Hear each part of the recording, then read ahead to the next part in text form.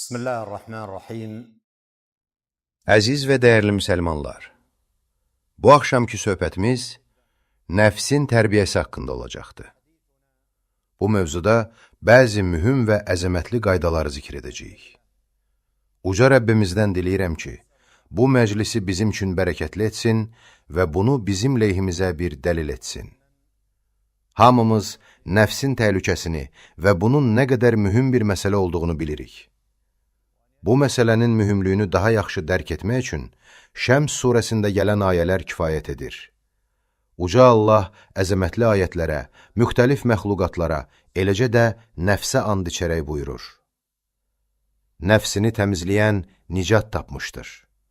Onu günaha batıran isə ziyana uğramışdır. Bu ayələr mövzunun əzəmətini anlamaq üçün bəs edir. Buna görə də hər bir kəsə vacibdir ki, nəfsinə diqqət etsin, onu təmizləsin və onu hər cür murdarlıqdan, alçaqlığa sürükləyən amillərdən uzaq tutsun. Nəfslər iki qismdir. Şərəfli bir nəfs. O nəfsdir ki, onun ən böyük istəyi uca məqsədlər, yüksək məqamlar və fəzilətli əməllərdir. Və alçaq nəfs. Bu elə bir nəfsdir ki, alçaq işlərin, dəyərsiz və put şeylərin ətrafında dolanar. Kim nəfsini təmizləyərsə, əlbəttə ki, nicat tapar. Kim onu günaha batırarsa, məyus olar və ziyana uğrayar. Bu dünya həyatı isə bu böyük məsələnin mübarizə meydanıdır.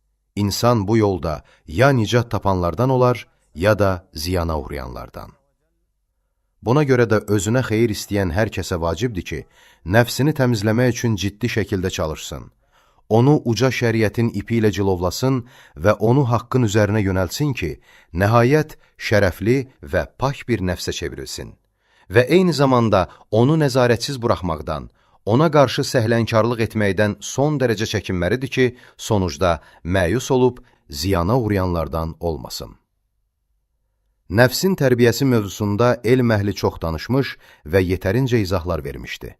Mən isə Allahın izni ilə bu əzəmətli mövzuda qısa olaraq ən mühüm 10 qaydadan bəhs edəcəm.